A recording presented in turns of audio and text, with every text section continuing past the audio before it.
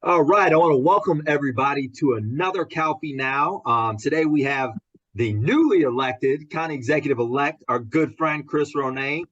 First off, Chris, I want to congratulate you on such a commanding victory on Tuesday, and we're happy to have you. Thank you, Michael. It was a great day Tuesday up here in Cuyahoga County, and for our team. We worked hard for a year and a half, and it showed. I want to just thank my campaign team, and then the voters. We are lucky to have an enlightened group where I always say, "Look, I just need to be myself," and our experience paid off, and was a great return.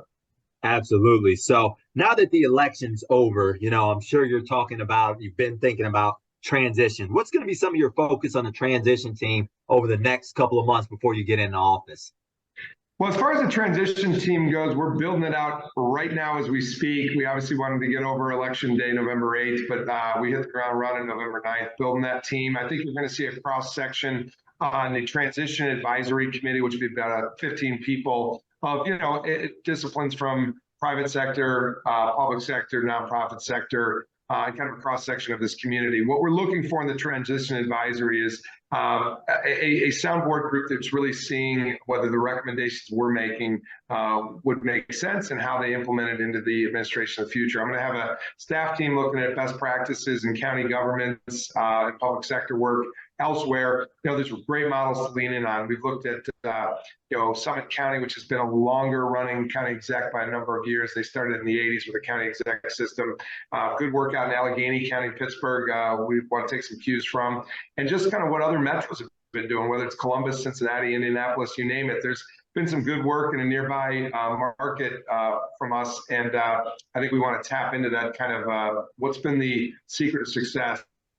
And that advisory committee is going to help us steer that then into an administration and build out an organization that is effective, is efficient, focuses on collaboration and growth. And those are all precepts in the county charter. That's pretty much, I just read you the preamble of the charter. So we want to get back to what it was all about when we ushered in reform in 2009, when the voters brought it in, and really focus in the future on an effective county government that delivers on its promise of the charter. Hey, Chris, Ray Tarasuck here. Hey, congratulations to my friend. It's been a long road and a great campaign. You mentioned public and private sector being involved in your transition team.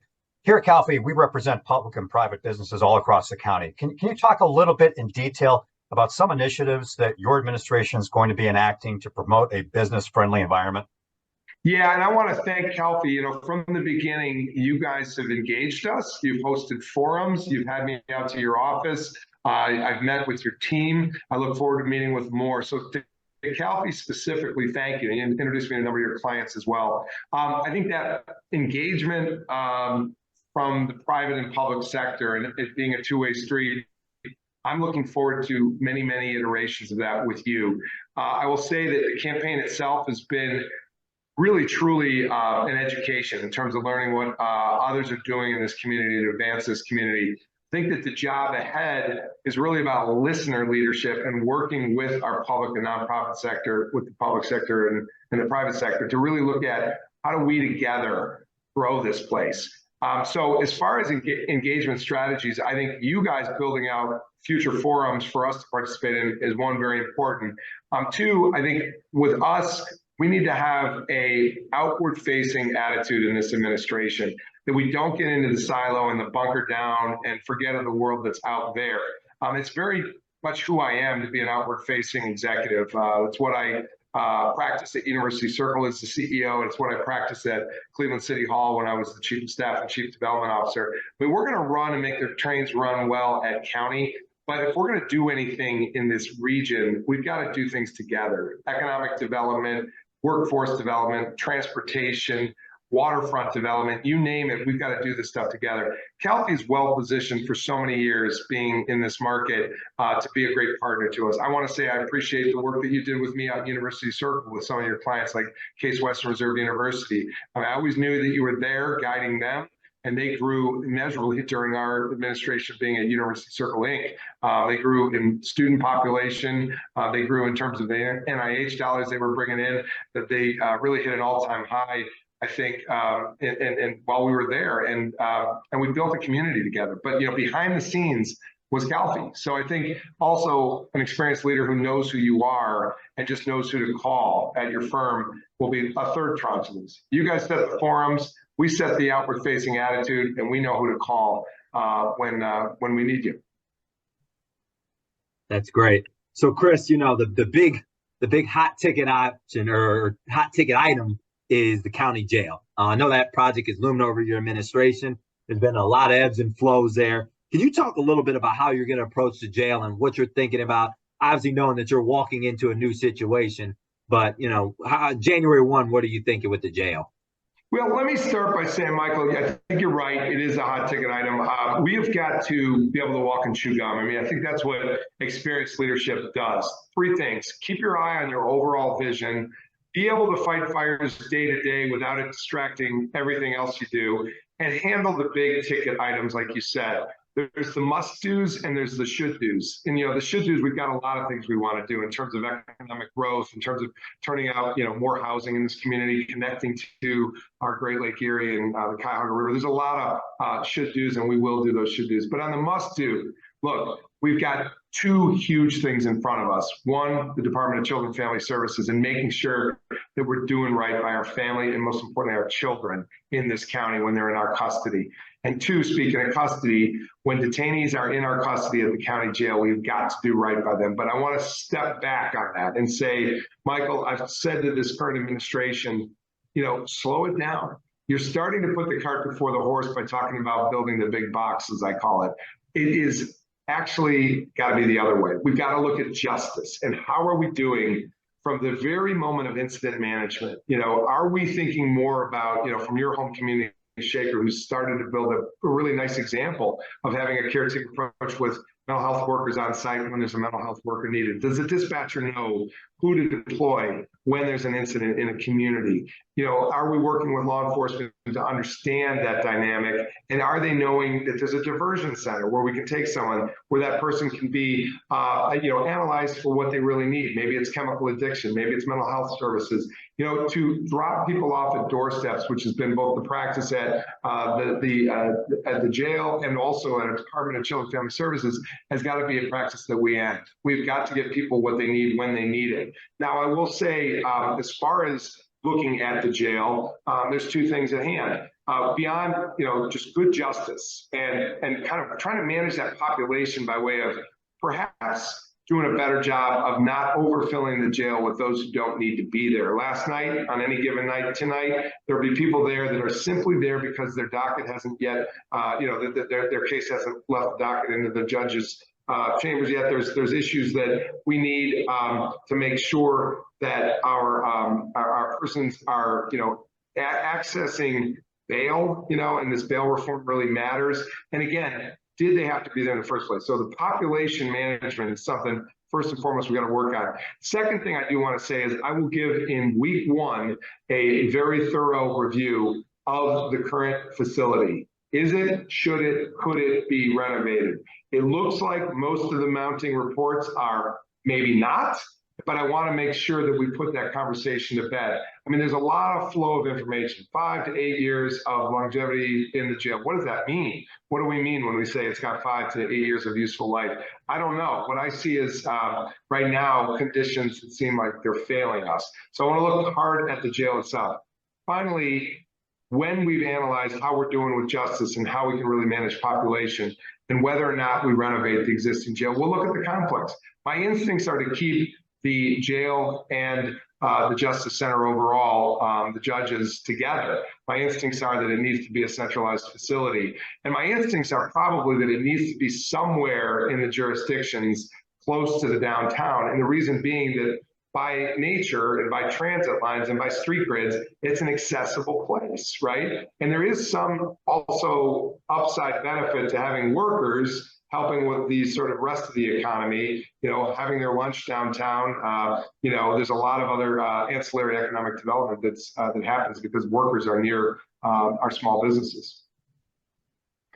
Chris, we talked a little bit about your transition team. Do you have a timeline when you're going to be announcing and hiring senior leadership within the administration? And in addition to that, talk a little bit about, do you foresee any type of restructuring of any of the departments within the county? Yes and yes. In the very near future, you will hear my top leadership team begin to be announced. You'll hear a chief of staff that will begin to be announced, and you'll hear things flow from there. I will say that we will have a transition advisory committee in place by the end of today. Time of this recording, this day being November 10th, we'll have that in place. It'll be a beginning point as a transition advisory committee goes, because we will have special areas of expertise, subject expertise, where we will attract people to help us with innovation committees at county. And those innovations will range from housing to minority business enterprise to, I'm just using examples, climate, to transportation, to workforce development, and they'll want to get subject area experts on all of those things, which then lead to helping us implement, as I said I would on the campaign, some new departments. And that new department mentality is not to build a bigger government. It's to think about it in a expense neutral way, but it's to realign our departments to the needs that I heard over the last year and a half on this campaign, and where my instincts were, is that we've got to reorganize for success. So I will have a separate department of housing that focuses specifically on the fact that we've got aging housing stock, that we need fix-up funding, that we need to figure out how to improve our permit processes within our communities and move at the speed of business. We will have that. We will have a transportation division that will work with Public Works on making sure that people are getting to work. They will work with workforce development. We'll probably have something like an ombudsman's office, and the ombudsman's office of yesteryear used to help people navigate county government, get around. And literally, when somebody calls, they get a phone call to get somebody picking it up, and they navigate them to the next stop. These are the things that people have said to me really matter.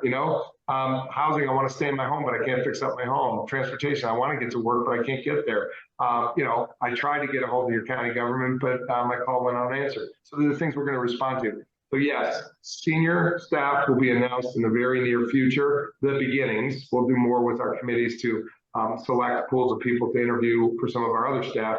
And the transition committee will be up and running soon, within the next 24 hours. And again, we'll build out then an organizational framework for success that meets modern day needs.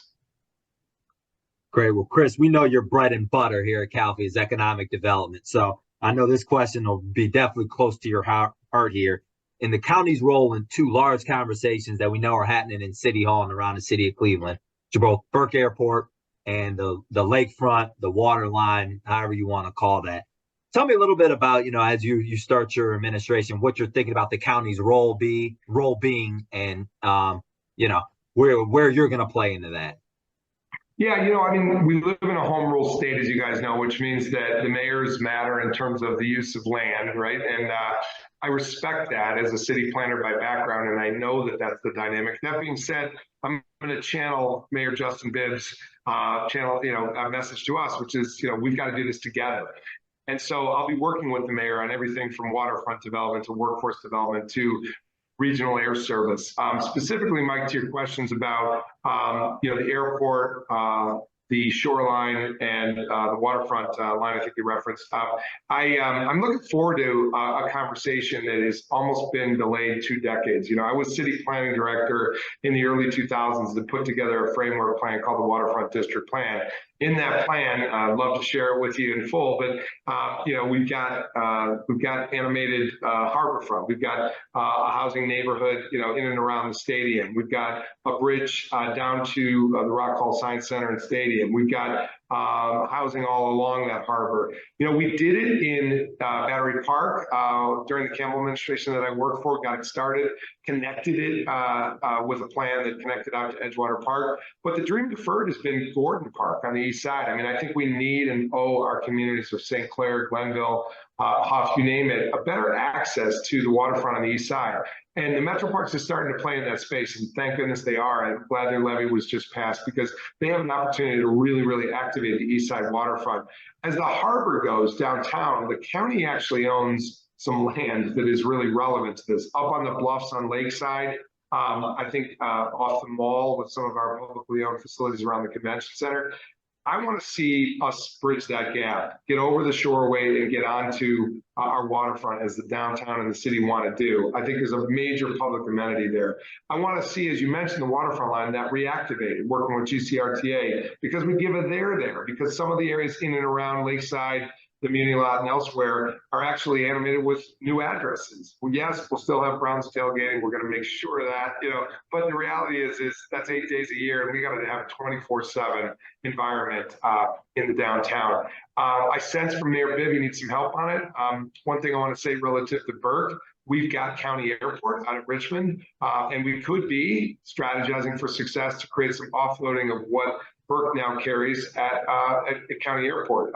There's a lot of details to that, but I want to get to it and say to the mayor, I'll be aggressive partner with you in advocating at the Congress and state level for the conversion of Burke and also for the transformation of the harbor.